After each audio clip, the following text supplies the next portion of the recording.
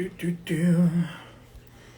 All right, ladies and gentlemen. Welcome to Hot Pudge IG Live. My name is Pudge Fernandez. I am your host. Let's cut through the pleasantries. No intro, no talk, no nothing. Let's get straight to the facts. And the fact of the matter is, tonight's a very, very special young man from my neighborhood, Queens, New York. Went from Queens all the way to LA. He is now the COO of Fortress Armored Security, ladies and gentlemen. Scott Gaglio. Mr. Gaglio, are you there, sir? There he is.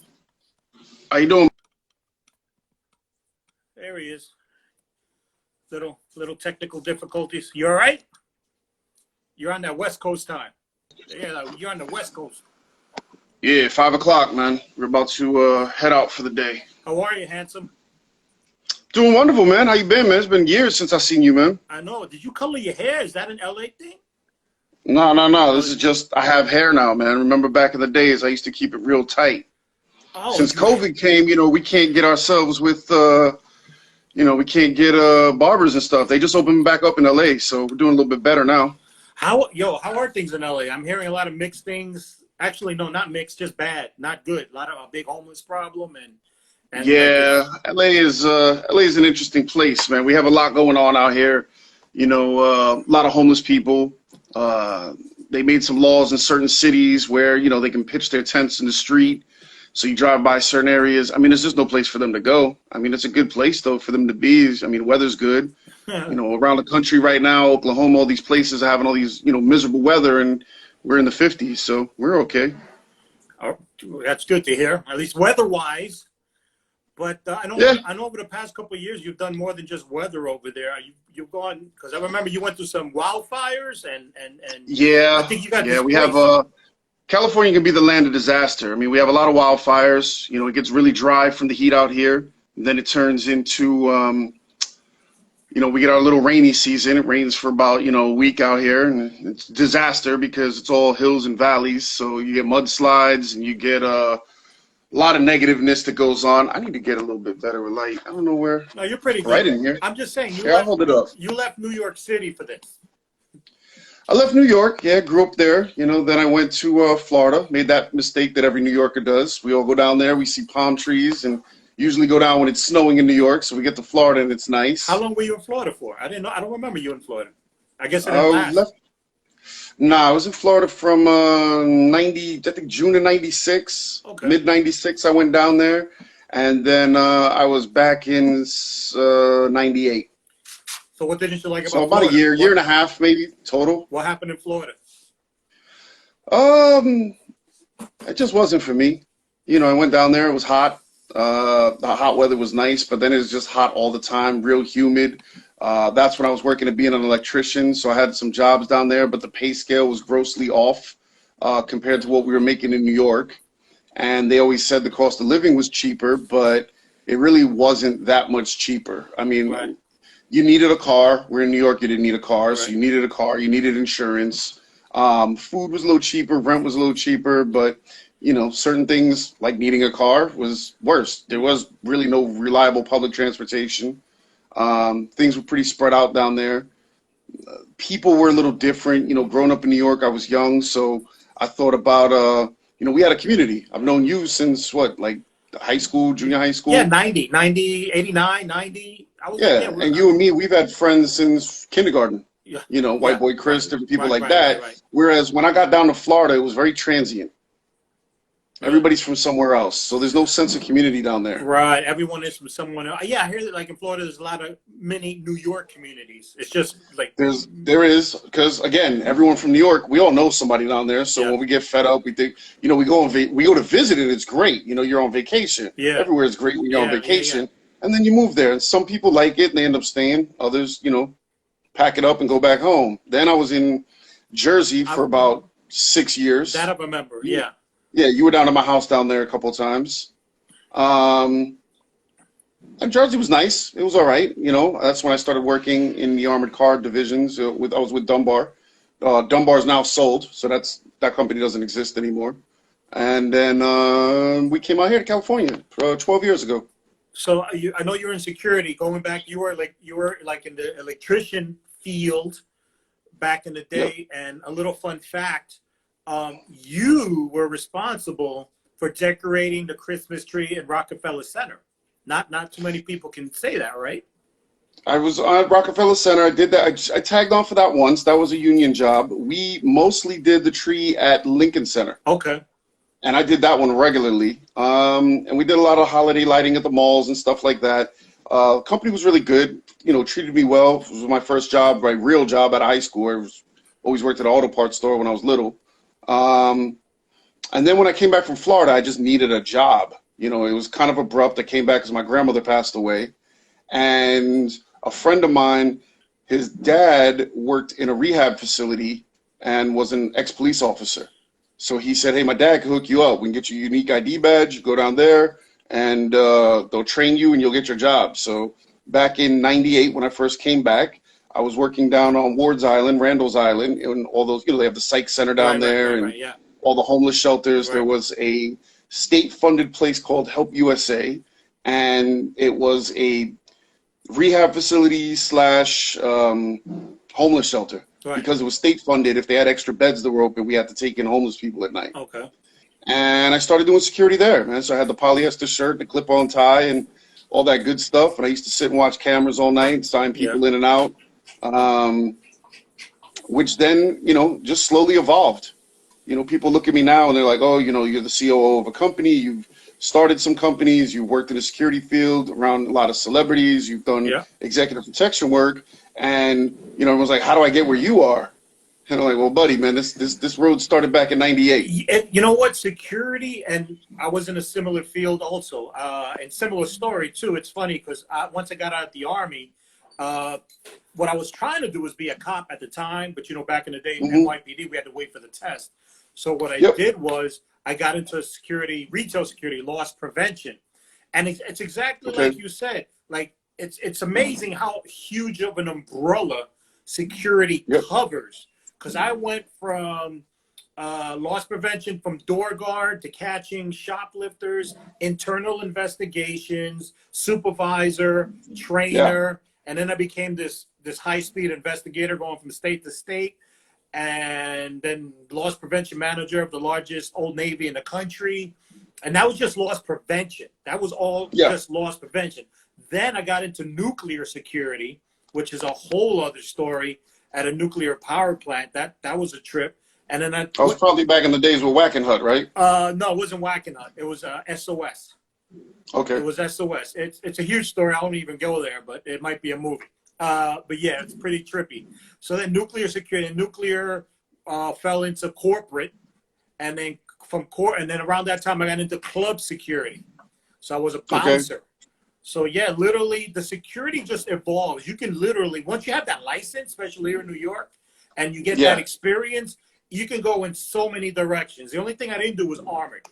I literally, and I know I could have, but I remember one time at my job, I was at a Marshall's department store, and I saw the armored guys come in, and we're just like, you know, shooting the breeze. And I say, yo, what's starting pay?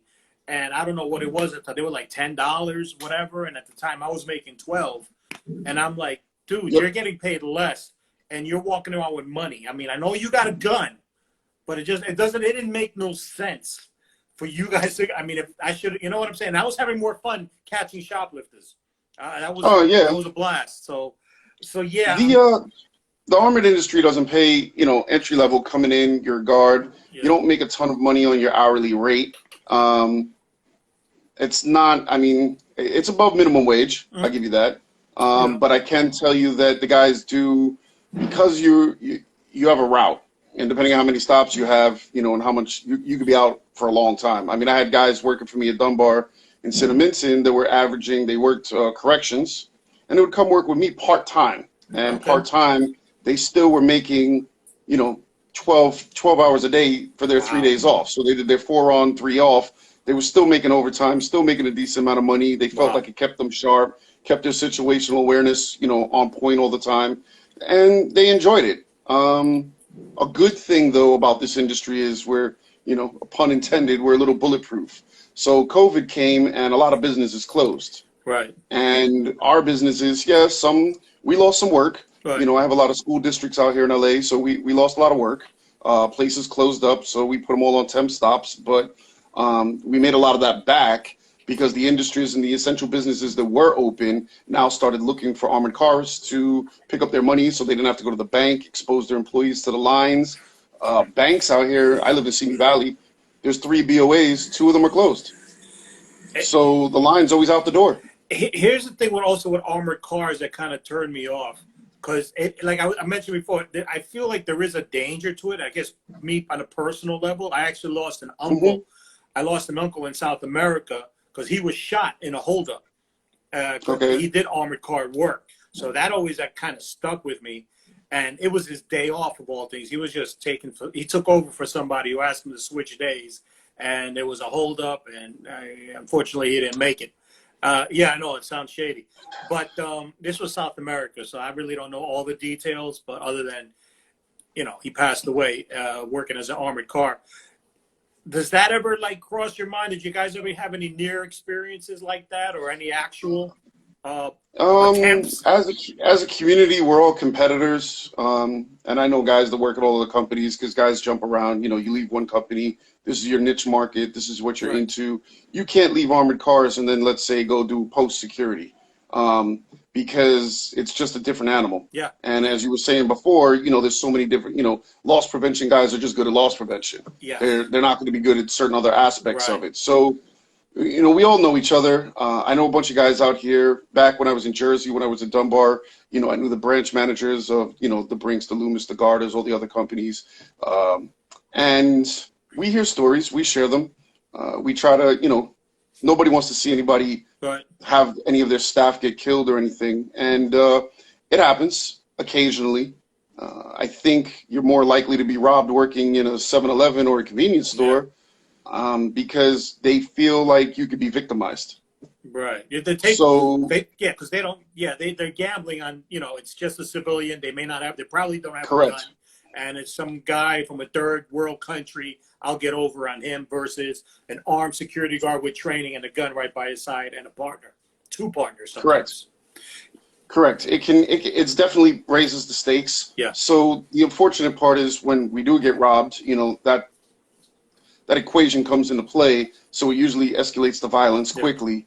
But it's like putting a lock on a door. You're keeping honest people honest. Right. So most times you don't hear about it on a regular basis where everyone's getting robbed regularly. But when you do, it's usually, glorified a little bit in the news. We try to downplay it always because, we don't want people thinking they could just run off and start doing it all the time. Right. A lot of times when you get on these news articles and they say how much was robbed, or they'll just say an undisclosed amount, because we don't need any of that information. Yeah, you don't need that promotion. Yeah, safety, because at the end of the day, you're gonna give people ideas. You hit a good point in regards to switching security jobs. How usually you master one, not necessarily, take another one and just gel right in. Because I found that out. Loss prevention. First of all, I found out. I guess maybe I was always active. I had crazy schedule, crazy jobs. You remember me in the mall. I was all over the mall and crazy hours. So I was used to that intensity and hands-on. And then I went to the Army, so it's even more intense, hands-on, 24 hours a day, and it's fucking nuts. And I guess I'm used to that, type of atmosphere. So loss prevention was pretty good because there was a downtime, but then you're chasing and running and tackling and fighting sometimes. And there's that always a little bit of action. And so when I made the transition to be a bouncer, that was cool. That was pretty cool. You're surrounded at all times. You're outnumbered. The music's banging. Your customer service / security. So it was definitely hands-on and easy transition. But the corporate security, when I did that, I wanted to shoot myself in the head because that was just totally, again, uniformed. It was for Price Waterhouse and Coopers, which is a very prestigious company. I mean, they're the ones you always hear when you watch the Oscars. Every year when you watch the Oscars, you always hear, yes, and the voting was counted by Price Waterhouse and Coopers. So very big conglomerate fucking global company. But security for them is uniform, standing by a fucking elevator or just fucking, and I couldn't stand it. It was one of the, I wasn't doing anything. I wasn't proactive, and it just drove me nuts. The pay was decent. So you got to start off in those kind of positions, and they they basically just stick you for because it's presence. Hmm.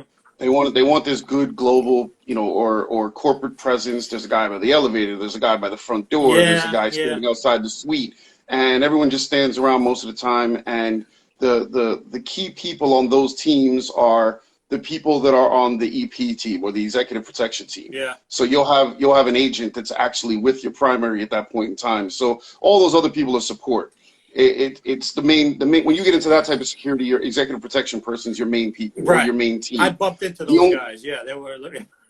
yeah, Yeah. and more so, what would happen is you'd probably work for a while standing at a door and bored out of your mind, and they really just want to see if you can do the job, pay attention, stand around for a long time, and then at some point you may get on an advanced team, which the advances are a little more fun. Are you familiar with what that is? No, look. I was there long enough. There was no growth. There was nowhere for to go. Yeah. Not in this company. It was just kind of for me. It was mind numbing. I feel like I had a skill set, and I, whether it was leadership, supervising, or just hands on, and there it was just standing, and it was just, Yep. hey, God bless those who can do it, not me. So when I did that, I felt like a step down. Like I had moved up the ladder. I had gone sideways. This was like a step back and down. I ended up quitting. The And hardest just thing in the world, people say it all the time. I wish I could get paid to do nothing. It's not as easy as you think to stand there and do no, nothing for 8 no, hours. no, no. I basically It's, left it's that job. I only kept it long enough to save up to buy a truck. I was doing the bouncer and that yeah, back to back. I would actually leave the bouncing job and sleep in my car for about an hour or two, and then report to work at Price Waterhouse and Coopers.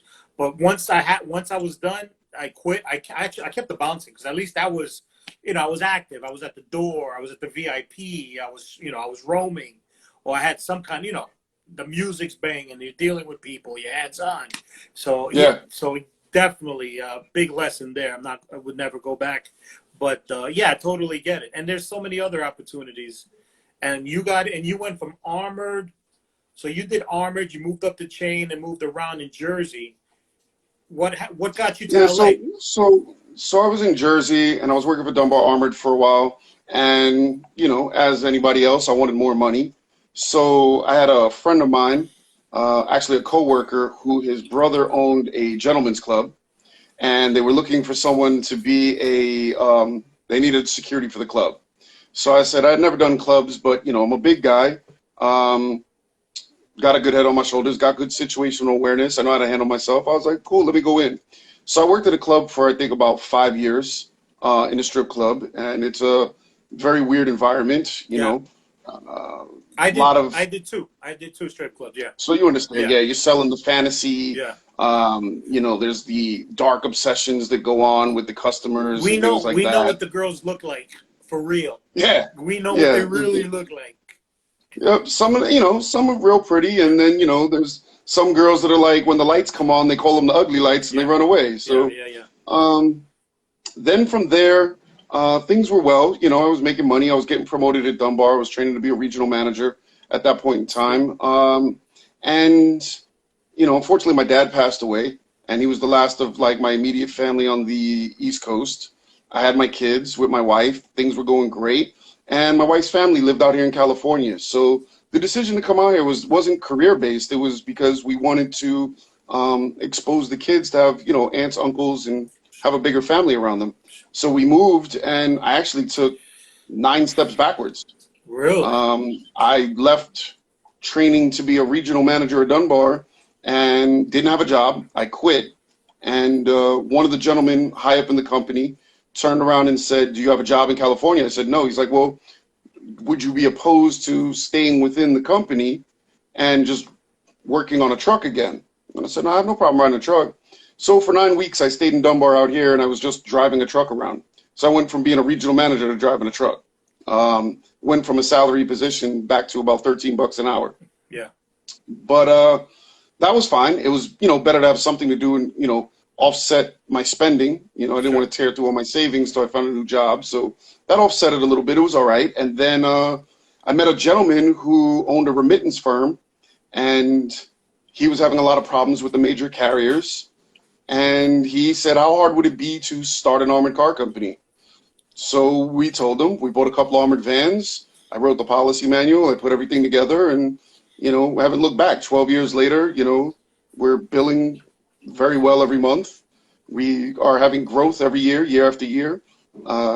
Just ordered myself 4 new trucks that just got delivered last week, Wow. and So, we're expanding. all right. So some guy steps up to you. He's having trouble with his company. He was having problems. So he has a remittance firm, and it's basically like if you're unfamiliar with remittance, Yeah. it's Western Union, Okay. but it's only out of the country. Okay. So they play the forex and on the foreign exchanges, and then you transfer money. They have inventories sitting in Mexico, Brazil, Philippines, whatever country they're in. So they're buying the foreign currencies. They keep them in banks in those countries, and then you come here. You want to wire money to your mom in Mexico, Philippines. You give us American money. We pull it out of the inventory and have it deposited into her bank account in that country. Okay. And the problem is now that you've given your American money here in this country into a location, we need to get that back in the banks so that we could turn around and buy more foreign currency. Right. So he was having problems with the major carriers because they would lose deposits or things weren't getting deposited timely. They didn't, the business is built. It's all South American. So they didn't understand a lot of the culture sometimes with dealing with the armored car companies. So I came in originally to take over managing all the contracts. And then that's when the decision was made. There was a $55,000 loss. One armored car company picked it up, said they delivered it to another one, which was acting as the bank. Both companies pointed the finger at each other, and nobody wanted to pay the loss. Yeah. So 2 years after, 2 years and a lawsuit later, he got his 55K back, but he didn't get any legal fees. He didn't get any interest on the money. He didn't get anything. He just got his original 55K back. And that's So we started an armored truck company. And that's when he said, "Hey, light bulb, you work armored truck. What's this company like?" And how can we control our own assets? so out of that evolved into because that's funny how it works out, because you had an issue with armored cars, and there was they were playing the middle, and they're like, well, how do we resolve it? Well, let's become the middle. Let's become the problem we had. Yeah, pretty much. And boom. And you had all the knowledge, so he partnered up with you. Yep. And that's how you became the COO. Yep. Of your car it was initially just armored car. So yes, I know it's still we're armored cars. That's what we do. Fortress Armored. Fortress Armored Services, and then on top of that, most of the armored car companies, we pair up with banks and we run what we call cash vaults.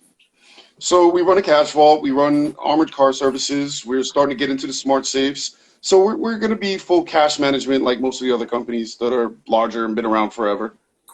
Crazy. Again, also similar. I actually had a buddy of mine. He wanted to do a security company and proposed it to me. He wanted me to partner up with him in a uniformed security company. But I wasn't really. For some reason, it just wasn't me. You know what I'm saying? I didn't know. Did he do it? No. He ended up going to Iraq. We were both in the National Guard. It's funny. Okay. He was in my unit. He was my team leader in the Guard. And then in our day job, he was my supervisor. So we had a great relationship. I was the only one that was able to curse him out and get away with it. Because we just, we did that on the norm, in uniform and out of uniform. So it was pretty cool. But I don't think he actually lives in Puerto Rico. I think he went to Iraq and he never got it off the ground. But he did propose to me. There is a lot of opportunity in security for that, all over the place. You just got to find it. Did you go into personal security too?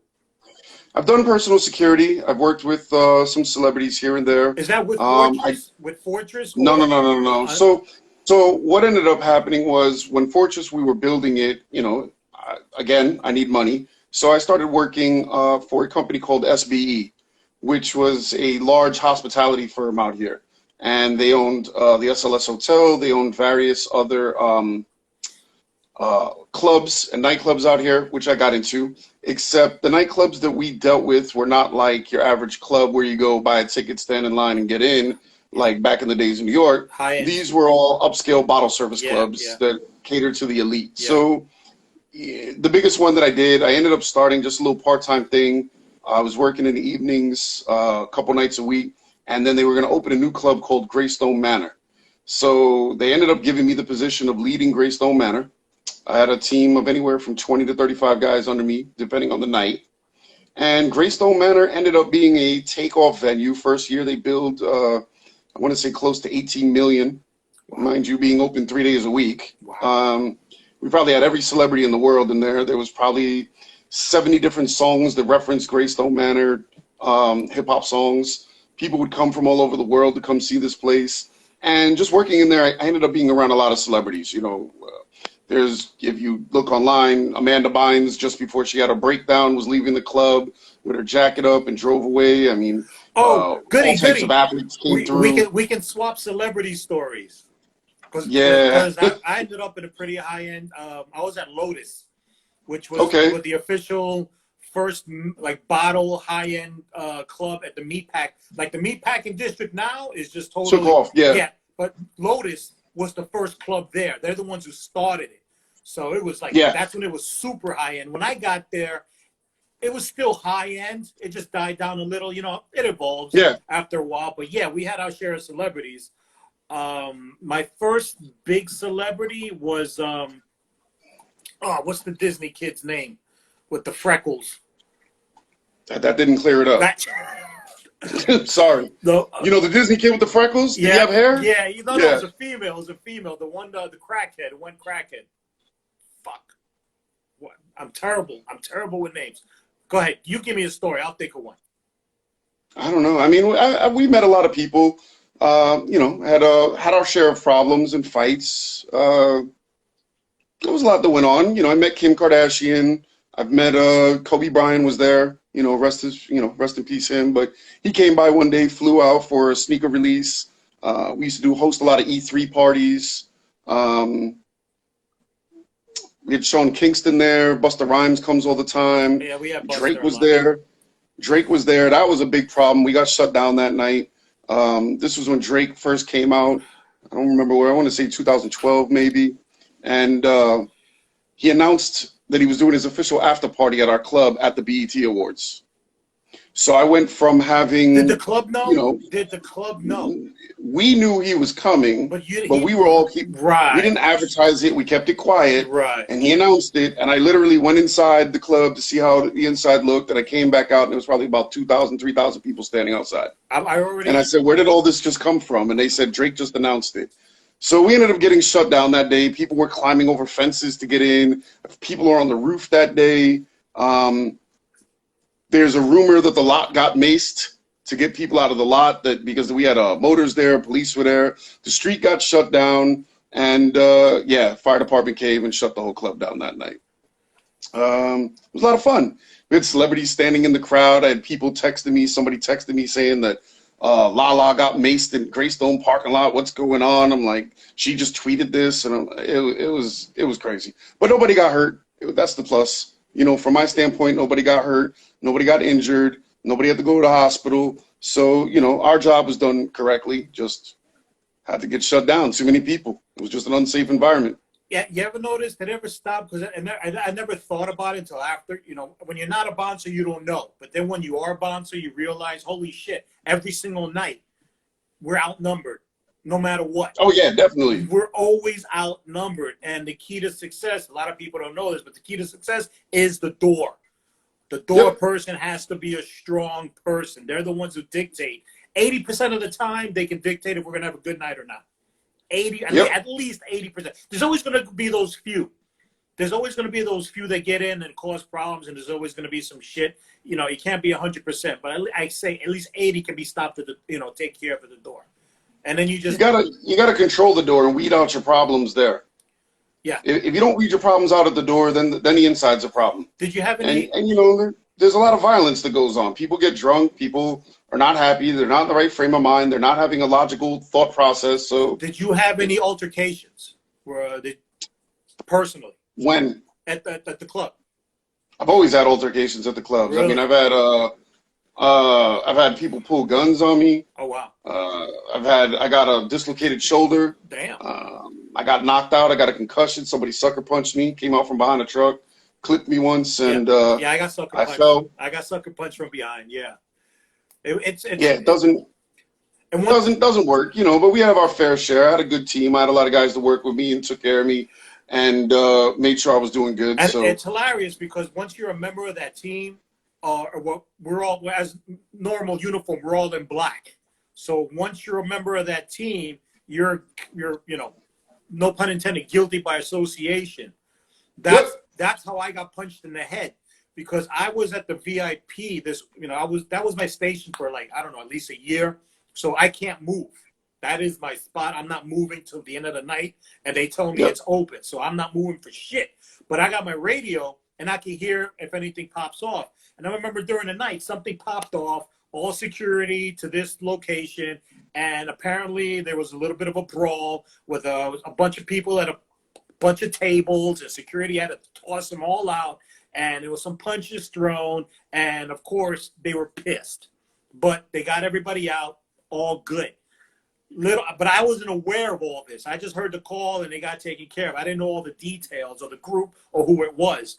But later yeah, that night, when they call, all right, VIP open, that's when when they say all good, you can open it up. That's when I can walk off. And I usually go outside, catch a breath there because I just did like 4 hours smashed yeah. in there. And I'm outside, catch my breath, and somebody sucker punched me from behind. So I took one for the team. I took one for the fucking team. I didn't even know. The door guy, he was like, I saw him like this. And I'm like, what the fuck are you looking at? And he was looking at somebody creeping up behind me, but he didn't say, he was seeing to see what it was or what he was doing Yeah. because he was reaching. But then he just clocked me from behind and got me like in this area. And then he was like, oh, fuck. And then he was like, go inside, he just told me go inside and I'll take care of it. And just, and just took it from there. But yeah, sometimes you, without even knowing, you weren't even part of it, but you were black. You're a Yep. bouncer. Fuck them. You just one of those security guards, and they get mad, and Yeah. it happens. You know, I don't take it nothing personal because Yeah. nobody's doing it because they hate me. They're just doing it because of the situation. So You ever get it is what it you is. get challenged? You see, Yeah, we get challenged once in a while. you're a People want big to call me guy. You're out, come out and taller. fight me. Yeah. Huh? See, you're tall. You're always tall. You're taller. You can't tell, but I'm Yep. 5'10". You're like 6'2". I'm 6'4". 6'4". See, I was the smallest bouncer at 5'10". I was technically Yeah. the smallest one at 5'10", and the baby face. Mm-hmm. So I always had people stepping up to me. And I always They found thought that, you were the one they could take. yeah, I always found that amusing. I'm like, oh, okay, I see. Yeah, good, no problem. I see. You Yeah. don't want none of my guys. You don't want none of them, but you want me. Nope. That's okay. That's no problem. It's Yeah, I hilarious. get challenged. It's sad. And the big thing now, and I'm not sure when you were working, but I know like, now that everyone has a phone with a camera in their hand, there's a lot of baiting that goes on. They want to try and get you to say the wrong thing so that they can try and air it out and get you in trouble or try and file a lawsuit Yeah. or, they wait and they stand there. They don't want to film the half hour they were standing there cursing you out and spitting at you and things like that. And then, when you finally react, if you react, then all of a sudden that's when the cameras all start rolling and then it makes it look one-sided. Yeah, we've had some lawsuits and everything. I was in the early 2000s, so the camera thing wasn't, I don't recall it being a big issue like it is now, but there was a lot of baiting. There was a lot of, accusations. I got into a little altercation where just a typical night and a super drunk tourist couple just Yeah. fucking hammered, and I get the call to take them out. So I'm walking them out gingerly, Yeah. professionally, but it's taking forever and it gets a little pushy. And I almost got them outside the door. Everything always happens when I get to the door. Every story, just I get them near the door and then she took a swing at my nuts. So when she took a swing at my nuts, I was like, fuck. And I got pissed and I can't hit her. I can't. It's a husband, wife, boyfriend, girlfriend. Now I'm really getting assertive and aggressive, but I can't hit her. So Yeah. I stomped on her foot with my foot. So that stomp was a little retribution, but at the same time, it was a side reaction that allowed me to finish pushing them out the door. Yeah. So it was just enough to like, because she screamed, the boyfriend stopped and looked, and I was able to, boom, push him out the door. So I got him out, job done, go back. Next thing I know on the radio, I hear my boss, Fernandez, come outside, bring your security ID. The cops are here. I'm like, Yep. oh, shit. So I already know. So she had been outside. She called the cops. I assaulted her, and I'm ready. I'm going to speak to the cops, and and apparently I didn't notice, but apparently because she was again drunk, they were shit faced. They gave the cops a hard time, and they weren't having it. They weren't happy with them. So the cop comes to me. He's like, "Oh, hey, man, so what happened?" So I start talking to him. I said, "Well, officer, I got the call, blah blah blah," and he's like, "Wait, what's that on your face?" I'm like, "What's what?" He goes, "What's that on your face?" And I'm like this. "Oh, it's a little blood." "Oh, she must have scratched me." "Wait right there. Lock her up." And Yep. bam, and they spun her. They locked her. They put her in the back. And I was like, "Oh, shit. Cool." And I'm like, "Okay, you can go back to work. We'll send you paperwork. I got an order of protection, the whole nine." It was like, and I mean, just like that. They're always looking for something. Yeah, it's I got my shoulder dislocated that way because, dealing with females, and in this case I was dealing with a transgendered person, and they were drunk, way beyond where they should have been, probably on something. We never let them in the club, and Oh, you know yeah, how heavy yeah, those stanchions are that hold those ropes? yeah.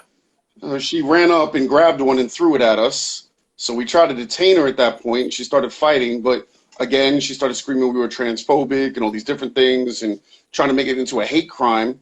Thankfully, a lot of the crowd that was there understood what was going on, so it never became anything. And not using the proper amount of force because I was trying to be nice about it, Yeah, yeah. I ended up getting my shoulder pulled out of place. So, it's little things like that end up happening. You don't want to go overboard. You do realize that a lot of these people, generally they're just not in the right frame of mind. You don't want to overreact and hurt people. You just want the problem to go away. The shitty part is I feel like we always get hurt or something happens because we're not aggressive, because we're trying to do things the right way, Correct. gingerly, professionally. You Yeah. use your head and your mouth before your fist. And every time we do that, it's when shit pops off. But at least, you know what I'm saying? So it's very Yep. difficult as hell. And I don't know. And I guess we're always targets. Somebody always wants to step up. I had a fun incident. It's one of my favorite stories where I threw out a Navy SEAL. Ooh. That's because ooh, no, it's because that's what he said he was. You know what I'm Oh, saying? okay. But again, same thing. I'm escorting him out. He's drunk. I'm talking to him. I'm walking with him. We're talking. I'm kind of edging him out. All of a sudden, again, we get near the door, and he wants to stop and flex. He goes, "You know who I fucking am? I'm a fucking Navy SEAL. I'll kill you." So I hesitated like for half a second, and it's like 50-50. Either he's lying his ass off, or he Yeah. is, and he's going to whip my ass, which would be a cool story either way. Yeah. So I just yoked him and fucking threw him out the back door hard. Because personally, if he wasn't a SEAL, it's an insult to be perpetrating, acting as Yeah. a military. I think that's a felony too. So I threw him extra hard. And I forgot who it was. Like, "Yo, what happened?" I said, "He's a Navy SEAL." So, and I walk back in and everyone laughs their asses off. But again, it's like we're trying to be gingerly and nice and professional and speak intelligently and push him out. And it's always something. It's always something.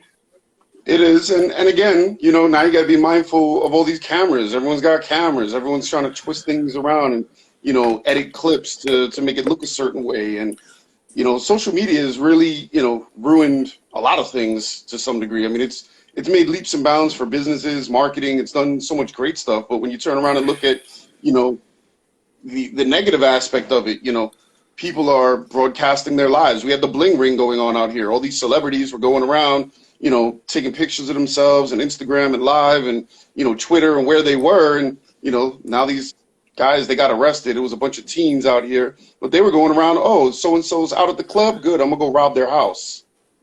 So, Do you still and these are the bounce? things that, Do you still bounce? uh, not really. No. No, I'm just, can't do anything now because everything's Right. closed out here in All right. California. But Because I stopped. mostly what I'm, I pulled out. yeah. I did. I mean, I did 7 years. I did 3 clubs, 2 strip clubs, and a couple of bars over like 7 years. And at the time, I'd already started stand-up comedy. And yeah, again, I was very thankful. I actually, thanked above whoever, God, whoever he or she is, because over 7 years there was nothing major. A sucker yeah. punch, a few things, and being a comic, I wanted to protect this pretty face, and I just felt like I was gambling. Are you Cause still telling jokes? yeah, I'm trying. You doing it right now? No, I'm not. But yeah, man, I pulled out. And I'm glad I pulled out, especially what you're saying now, social Yeah, media, the pictures, the cameras. I would have been yeah. I would have been fired and sued, with all the shit that went down before. Oh yeah. A lot of these companies, they just turn around and they're inundated with lawsuits because people just make up so much frivolous nonsense, and I they had just a start paying. we had a buddy, and this was before. I mean, I had a buddy, a fellow fucking bouncer who lost his job because we Yeah, had to throw out a table of people, and one of the ladies said that he got too physical and that she was pregnant. But they're popping bottles and she's drinking. You know what I'm saying? It's like, yeah, and they had to let him go, and he was fucking awesome. It's like losing a fucking. He was like a good, strong. We had a good team. You know what I'm saying? And we just lost a piece of that good, strong team yeah. because she was pregnant, but she was popping bottles. And it, People tell a lot of weird stories, man, and it doesn't always pan out right. We've had the people that come to the club and say that we grabbed them. I mean, I have people who have said they got beat up in the club. We have no record of it, nothing. And yeah, they came back. They had pictures. They were at the yeah, hospital that night, and but they went to the hospital and didn't get seen till 5 in the morning. So who knows where they got beat up? yeah, and that's so. I don't know. Honestly, I don't. I only remember a couple of huge brawls, and that was at a strip club that was connected to another club. That was in Queens, but like in the city, the main clubs, there was some. I don't know. People just over exaggerating, looking to get paid. Bottom line. Yeah. I mean, we've got some guys. I mean, I had an incident that happened where, somebody it had to do with somebody trying to be a fake security guard, and we were hosting Future at the club, and he tried to say he was working with Future, and three Yeah, guys yeah. beat him up with champagne bottles. Excellent point. A lot of times it's not the celebrity who's the problem. It's the Nah, entourage. It's the entourage. 9 times out of 10, it's the entourage who cause a fucking problem, not the celebrity. yeah, It's always the yeah. entourage because they got big heads. Did you ever have a melee, like something like totally fucking berserk that it was you couldn't handle it or unattainable or whatever? Like because We had it. We had on the New Year's one time. We had an NBA player. I'll leave it at that in the club. And I had some guys from the Clippers at another table, and I had some guys from the Lakers at another table. And this third table had an NBA player from a different team out of state. And he was apparently the story was somebody tried to take his chain. Huh? And him and everybody at the table just started swinging, and it turned into this massive brawl with about 15 guys on the floor. And we just perimetered it off and let them fight for a minute or two Yeah. because I'm not trying to grab a professional athlete No. and wear myself down or hurt him or hurt me. Right. I turn around, I grab an athlete, I hurt him the wrong, try to restrain him, and he gets hurt. Next thing I know, he's trying to sue me or the club Yeah. because he can't play in his season. It's So, you got to be careful of these little extras.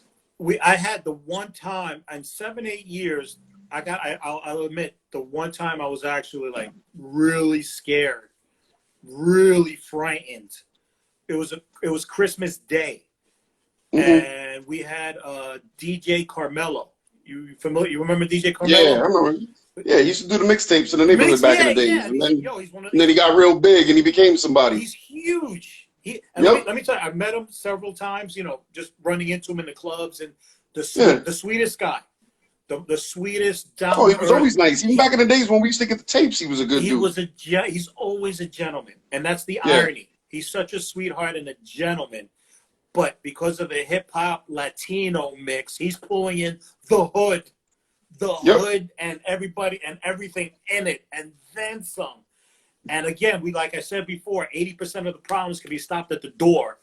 But in this particular club, long story short, we had a scumbag head of security, and they were taking money under the table, and they were letting everybody in. It was Christmas. It was DJ Carmelo. Everybody's Yep. out, and they just let all the drudge in. Like, they didn't go fuck. And it was a scumbag. He happened to be an ex-cop. That's all I'll say right there. So middle of the night, I was in the front, somewhere near the entrance of this club, and then I got cut. And they told me, okay, go, not cut. They just told me go inside. And somewhere in the middle of the night, you know, just like you said, there's one table here, one table there. Everybody's popping bottles. And it wasn't fists being thrown. It was bottles being thrown. And it turned into a rainstorm of glass and bottles. It was, I mean, I never saw combat, but this was pretty fucking close with these missiles of bottles. And it was fucking flying and glass and shattering. And there was literally like, what the fuck are we going to do? Like, we just stood there, and it was like, and the boss came in. He just stood there like a dumbass. He didn't do shit. But it was just probably the single most dangerous. And it's on video. It's actually on YouTube somewhere. It happened at Club Mansion. See, I was already out of New York. Yeah, then, you so were I don't know out. You these were out. clubs. Mansion was a huge club in Miami. Then they brought it to New York.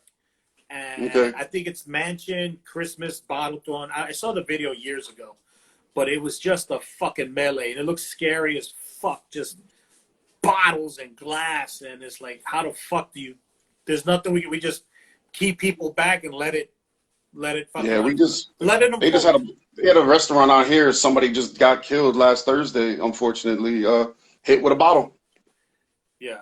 Hit with a bottle, went down. They just started kicking them. And the funny thing here in New York, I don't know if it's the same thing out there, but while there's a melee inside, regardless of what it is, the cops are outside. They don't do nothing. They just hang out. Like, it's not like they come in. They go, that's your problem. When it hits the street, we'll handle it. But as long as the melee is inside, that's your problem. So funny enough, that night there was a shitload of cops, and they were all lined up outside, and they knew what was happening, but they never came in. Yeah. Is that? Yeah, I don't think it's rare to see law enforcement come into the venues. No, as a matter of fact, I don't recall ever. No, they don't. I don't recall ever seeing a cop inside. They're outside. Nah, even if there's somebody that calls them, they'll tell them to come outside and talk. And then if there's somebody else they want brought out, they'll tell us to go in there and get them. Yeah, I think it's some kind of policy or something. Like we're secure. Like they'll leave it. You know what happens inside, unless somebody's dead or severely. You know, unless it's a felony, some kind of fucking stabbing, they're not coming in for shit. But yeah, no, it's not a good environment for them because there's just too many. There's too many people. Yeah. Like I said, we're outnumbered every night. Yeah, I mean the only time they ever would come in is Vice would come in to look for violations. Yeah, little pop up. But that's more to ticket us and give us a hassle. Yeah, there you go. Let me see your license. Do you need security license in LA? Yeah, you got to get a guard card through BSIS out here. Right. So something like the unique ID badge out in New York. Yeah, same ID, background check, all that good shit. Yep. All right. Just and in then case. if anything you want to carry mace, depending on the companies, mace. I have all my permits, so I have mace, I have a baton, I have my firearms permit. So if I move out there, I got a job. You can help me get my permits and shit. I think maybe we could do something for you. I know you, maybe just a little. I mean, you are 5'10". You'd be the short guy on the team, I'm but saying, I will be I'm telling you, I was picked on a lot. I don't know, it's the baby face, and they're like, I did good. I did all right. Nah, you did good. I mean, you got the military background. We had a lot of fun growing up, so I know you know how to take care of yourself. Oh, thank you, Scott. I really appreciate that. We have a lot of great stories. And then you went on to become a comic, man. I think I was at your first performance. Were you? No. I was.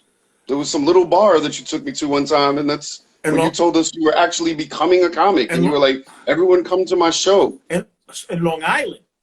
Yeah, it was some weird far place we went to. Oh wow! Oh, art with Archie Movie too. Yeah, it was me, Archie. I think Chris, Chris was there. I think Frank was there. holy So there shit! was a bunch of us. We all So, showed up. so what you saw, I think, was my very first or second attempt at comedy in 2002. Yeah, it 2002. was. Yeah, excuse me. Oh no, 03. 02, 03 was my first attempt. And Yeah, yes, it was. It was in '02. I remember Archie Mui and Chris, and I guess you were there too. And I was there. then I stopped. Wow, congratulations! I'm better now. I suck less. I suck less.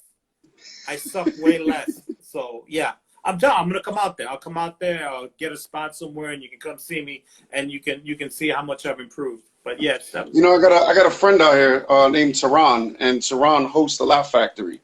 So okay. every once in a while, when I have a little time, I try to get over there to see him, or he comes by and he'll see me. And you know, there's some funny stuff that goes on, man. I've seen some good comics, man, and I've met a lot of people. All right. So definitely, I mean, maybe one day I'll try and plug you and Tehran together. Maybe I'll see if I get him I'm on. definitely gonna be out there eventually. But yeah, if you got a couch, I'm there. You got a basement? You got anything? Yeah. No, man, we don't have basements in California, man. Come on. We All don't right. do that, man. I just told you about flooding and earthquakes and disaster. You know, no basements. All right. All right. I'll sleep with the homeless. Anyways, listen. I know you got to get out of here. So you're on LA time. You got to get home to the family. Yeah, definitely. I think my daughter was watching, so Oh, I'm gonna get home. She's gonna tell me if I was terrible and sucked or not. I know you were great. You did great. You did great. See, no problems. But Yeah, definitely. So I appreciate being on, man, and I hope it's good talking to you, good chatting. no, Uh, Scott, it was great seeing you. I definitely, you know what? I got things in mind. I know I've been saying it, but I'm definitely going to get out to LA. I might be doing a road trip where I'm seriously going to be living out of my car. That might be an option. I might work my way around the U.S. I think I have enough people across the country. You know what I'm saying? Where I can stop and go visit. get one of those like real nice Sprinter vans and live out of that thing. Somebody just told me that. Get one of those big, like fans, like, yeah, the tall vans. With Yeah, you get yeah. the new vans. All the new vans are nice, man. I mean, they range in price to some of them are $100,000 and look better than certain people's apartments that I know. Yeah, I'm thinking about it, but I definitely want to, because I got a buddy who's living out of his car right now. He's going state to state down south. He's in Texas now. He was in Florida, Alabama, New Orleans, Kentucky. So I'm thinking about doing that because comedy's And what, just for exposure to get around and start doing stand up? Exposure, meet people, go to clubs, try to make connections, branch out, test myself. Also, just get away from. There's a lot of noise and distractions here in New York. So I really wouldn't mind going away and just. You know, I like growing up there, and I grew up in New York, and I liked it, you know, but it's not what it was. I can't be there no more. Like, everyone always asks me, like, oh, what do you like better, LA or New York? And I'm like, well, you know, everywhere's got its plus and minuses, but at the end of the day, like, I don't think I could move back to New York. Yeah, it I feels. don't know if I could. It feels funny now. It's a lot different. The whole gentrification and hipsters, and it's better, it's safer, but then it's weirder, and the laws are changing, and now everything's going back down. You know, because of COVID, it's changing again. It's getting flipped again. Yeah. We don't know what direction it's going in, and I gotta. Right now, we're just worried about my career. So yeah, I might be. I might take it. Yeah, I might drive out to LA. Hang out with you and the Kardashians. Don't you live a couple blocks away from Kim? I used to. I used to live in Agora Hills, and they all lived in Calabasas, so it was all real close together. Oh, we only had one police department that went to both areas. That's how small it was. So that's how close you are. A lot of celebrities live in Calabasas. All right, look at you, big time. From Elmer. No, I'm out of there now. I'm out. I'm in a little more quiet area. I got away to another valley. I'm good. All right. Well, I definitely got to come visit you, man. Yo, definitely, man. Scott, Fortress. What is it? Fortress Armored Services, man. If anybody needs personal security, armored car service, or hand-to-hand combat, Scott Gaglio is your man. LA. Consulting, anything. Let me know. All right, man. Yo, peace out. Thank you. Say what's up to the family, man. Definitely, man. Be good, man. It was great talking to you. Thank you. Later, man. Be good. All right, ladies and gentlemen, Scott Gaglio, originally from Elmhurst, New York, now living at large in LA with all the celebrities, the NBA, and everybody else in between. Thank you very much for watching Hot Pudge IG Live. Again, my name is Pudge Fernandez, your host, and I hope to see you guys next week. And if you guys jumped on this late this weekend, you'll see the show on my YouTube channel, Hot Pudge Sunday. So you'll see this episode along with a couple of 55 other episodes I have on Hot Pudge Sunday. So subscribe to Hot Pudge Sunday on my YouTube channel. Don't forget to subscribe to my IG so you can see all my lives. My next one is this Thursday. Who do I have this Thursday? I think it's a personal trainer. So we're going to get some fitness training shit going on this Thursday. So you know how I do. I got comics, I got veterans, I got security experts, I got actors, I got personal trainers, I got teachers, anybody and everybody. So shout out to everybody. Thank you for watching. And don't forget Hot Pudge Sunday, my YouTube channel. Subscribe and keep following me on Instagram. Thanks.